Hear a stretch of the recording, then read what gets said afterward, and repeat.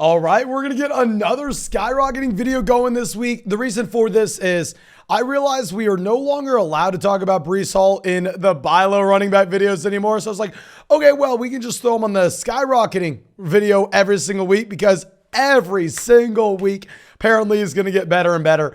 But before we get into anything, make sure you go down there, drop a like on the video if you have not done so already. Subscribe to the channel if you play fantasy football. And if you have any questions, if you want to tell me I'm stupid, my man, you can do it. Just do it down there in that comment section. I'll try to respond to as many of those comments as humanly possible.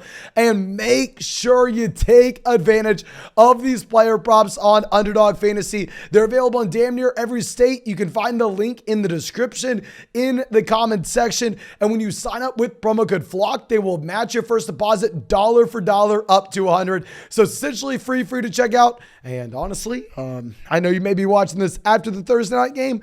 I kind of like that DeAndre Hopkins higher than 69.5 receiving yards mark.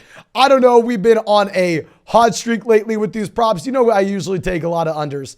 Hopkins at 69.5 though. I do like that. But now let's go through. Let's dive into this. Leading off with Breece Hall. You know our guy. I'm going to keep it brief. We talk about him every single week.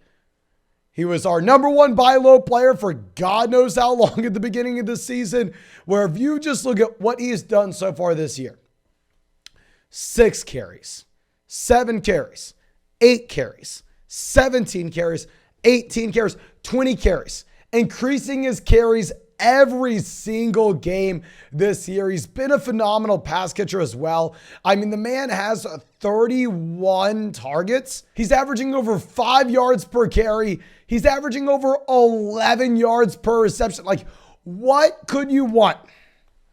Now, the thing is, where do we rank him rest of season? Because I made our rest of season running back rankings late last week before you had Breece Hall going through and dominating with 20 carries with, on top of this, 116 rushing yards and the rushing touchdown against the Green Bay Packers. So before this week, you know I was already aggressive with Breece Hall, have him in every league, looking to get him everywhere I can. So if we go through and look at where we had him ranked, honestly, it was too low. I mean, we had Breece Hall ranked as that low-end running back 1, running back 12, behind Mixon, behind Fournette, behind Kamara, behind Al. I think you have to move Breece Hall over Mixon. I think you possibly need to be moving up Breece Hall above someone like Leonard Fournette as well. Because these veterans, while they're producing to the same level of Breece Hall at the moment, who do you expect to get better? Do we expect to see the 21-year-old rookie who's gotten better every single week this season continue to get better? Or do we expect the player that was drafted in 2017 to magically improve? I would go with the rookie, so I think you move Breece Hall from about the 12 spot in our running back rankings last week to now probably closer to about running back 9. But now let's go over to our next guy, Rhamondre Stevenson. We talked about him in our sell high video. I'm going to reiterate what I've said. I've noticed in these live streams, I've noticed in this comment section that everybody has now joined the side we were on, that Damien Harris was overrated, but people have gone too far with it. Now people think when Damien Harris comes back, Rhamondre is just going to be the full-blown starter. Damien Harris is going to be just a backup. Nope, they're still going to continue to split work on first and second down, and Rhamondre is still going to be the guy on third down. This is why we like Rhamondre Stevenson more than Damien Harris coming into this season. This is why I will still rank Rhamondre Stevenson above Damien Harris, but based on my overall feel of what the sentiment of Rhamondre Stevenson has been as of late in the live streams, based off of people screaming at me as of late in the comment section that we went for being too high on Rhamondre to now being too low. I think that Rhamondre probably a sell high guy. He has skyrocketed up rankings everywhere. He's a top 10 plug and play running back any given week. You have no Damien Harris. I've had about 2 weeks now of Damien Harris not playing. So I think when we get Harris back this week or the week after, you're going to have some reality set in for Rhamondre Stevenson owners. Like we said in the sell high video this morning, I would look to go through, see what kind of value we could get. But now our next guy, Kenneth Walker, another rookie running back. We on those buy low videos alongside Breece Hall earlier in the year.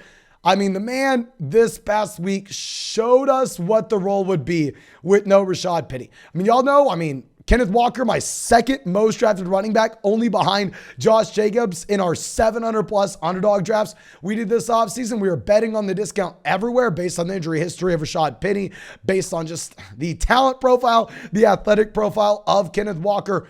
I mean, I loved him, but I was even surprised to see what we had in a game where the Seattle Seahawks only scored 19 points. Kenneth Walker had 97 rushing yards. Kenneth Walker, on top of this, had 3 targets. Now, this is a big thing to look at because even if we go back to what you had at the beginning portion of the season, we see week 1, week 2, while Rashad Penny is healthier, Kenneth Walker is going through. Kenneth Walker is getting targeted out of the backfield. Now, while I was drafting him everywhere this offseason, I did not expect this to be the case. I mean, if we go back and look at what happened at Michigan State, Kenneth Walker was not really used on obvious passing down scenarios. So I did not necessarily think it was going to happen now, but hell, I don't give a damn. DJ Dallas had about 17 routes run. You had Kenneth Walker with 15 this past week. If this is the split on third downs going forward, I'm fine with it. I don't need Kenneth Walker to turn into DeAndre Swift. I would rather him have some involvement as a pass catcher rather than none. That's exactly what we're getting. So I'm very excited about what we have with Kenneth Walker going forward. And now our next guy, Gabe Davis. I mean, with Gabe Davis, we took the under on 3.5 receptions on Underdog Fantasy this past weekend. And honestly, if anybody took that with us, we are cashing. And what did we say? We said Gabe Davis was a must-start guy going up against KC because this was going to be a game environment we wanted a lot to do with. The Buffalo Bills are going to be throwing very often, and Gabe Davis had the big play potential. However, he doesn't get the volume, so take the under on 3.5 receptions. Exactly what happened. 3 receptions, 74 receiving yards, and the receiving touchdown. If you look at the past 2 weeks right now from a fantasy football standpoint, you have the number 1 wide receiver in fantasy, Stephon Diggs. The number 2 wide receiver in fantasy, Gabriel Davis. The 2 Buffalo guys leading the way at number 1 and 2 the past 2 weeks. Obviously, this is an offense that you want every piece of that you can possibly get.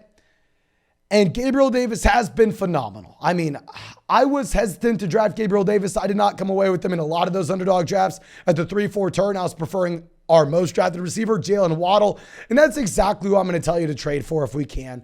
If you can go through, if you can use this massive spike in Gabriel Davis value, if you could go trade for Jalen Waddle, I'm doing that in a heartbeat. If you could go trade for DeAndre Hopkins, I'm doing that in a heartbeat. If you could maybe not get those guys and we have to settle for a little bit lower, I would even go get T. Higgins in a full PPR league just simply because Gabriel Davis, with all the success so far this season, has only had 14 receptions. He doesn't have the volume. He's a big play monster. So you should really like him in best ball. You should really like him in non-PPR for the touchdown upside.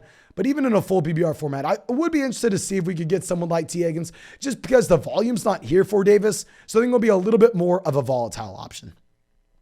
But now, speaking of one of those wide receivers I'd rather trade Gabriel Davis for here, let's go and let's look at DeAndre Hopkins. With Hopkins, we're going to keep it super brief. He's been on a buy low video every single week for the past month. I know you're tired of hearing us talk about him. And we ranked him as the wide receiver 5 this week. I ranked DeAndre Hopkins as the wide receiver 5 this week. Keep in mind, you have no Kupp, no Diggs, no Jefferson, all on bye. So, I mean, it's a little tongue-in-cheek there, but still, I think that with DeAndre Hopkins, with the Hollywood Brown injury, he's going to be even better than I was expecting when we were trading for him about a month back. I think he steps in, he's an immediate top 10 receiver, and he could be someone seeing 30% or more of his team's target share with this indefinite timetable of Hollywood Brown. But now going over to our next guy, George Kittle. We got to bring up Kittle. I mean, I feel like this is going under the radar just a little bit, where we know everybody, including myself, we were very concerned about George Kittle after the first few games that we had where he was kind of playing as if he was an offensive tackle. I mean, George Kittle, 28, 24, 47 receiving yards, not really getting targeted too often, averaging about 5 targets a game. And if you looked at the yards per route run, they were fine. He's always been an elite level tight end from a yards per route run standpoint. The issue is you just weren't seeing enough routes.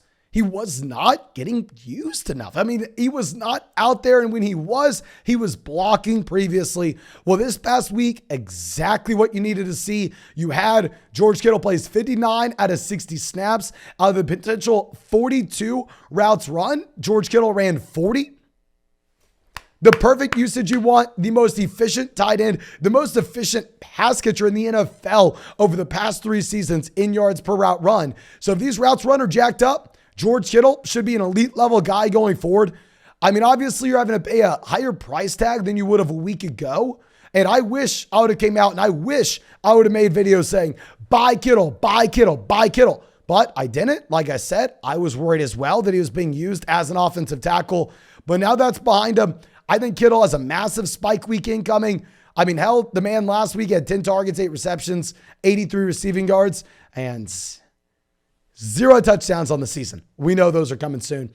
But now going over to our next guy, Dak Prescott, super brief. I just want to get him on at least a single video this week because I've seen some people in the comment section, which you know I try to respond to as many as possible, going, oh, do we want Dak Prescott or Geno Smith in our... Guys, Dak is a must-start guy. Very similar to DeAndre Hopkins. This is not a situation that you need to wait and see it before you believe it. Right now, if you're looking at Las Vegas implied team totals, Las Vegas sportsbooks have the Dallas Cowboys as the second highest scoring offense this week going up against the Detroit Lions. This is not going to be a spot where you go, okay, well, I want to trade for Dak Prescott, but let's wait to see what we have. Let's trade for him next week. No. If you don't trade for him now, you're just simply not going to get him. He's going to come in. They're going to roll the Lions. May end up being a shootout game here. I mean, the over-under on this game is massive at 48 compared to the rest of the slate. So, I don't know. Do not hesitate. Play Dak right away. If you look at this situation, Lamb's fully healthy. Gallup's fully healthy now. Schultz looks like he's going to be healthy as well. A very exciting spot. But now our last guy, I need to sit here and I need to take my L. Allen Lazard, I did not like coming into this season. Allen Lazard, we said, well, he is probably the wide receiver 1 in Green Bay. There's so much uncertainty with this overall situation. It may be Randall Cobb. It may be Christian Watson. It may be Romeo Doubs. It may be Sammy Watkins. There's so many different guys to get targets. We don't even know if there will be a bona fide alpha stud wide receiver 1. And even if there is, what does that look like? I don't know. I was so worried about Allen Lazard. I thought people were overly confident about him. I did not draft him anywhere, and I'm wishing that I did, because if you look over the past 3 weeks, 9 targets, 8 targets, 8 targets. The man's been great. He's locked and loaded as the wide receiver 1 in Green Bay, or at least it looks like it. And the situation is completely different. I mean, to be honest, I don't want to say I'm too stupid in fantasy drafts, because if we look at this Green Bay wide receiver core, Christian Watson injured with the hamstring. Randall Cobb now down with the ankle. We know Sammy Watkins is on the IR.